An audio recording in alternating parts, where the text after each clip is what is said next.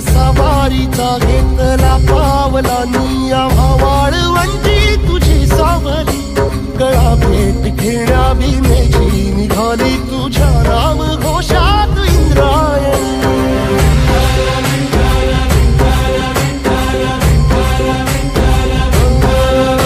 भिडे आसमंती ध्वजा वैष्णवांची उभी पंढरी आज नादावली तुझे नाव ओठी तुझे रूप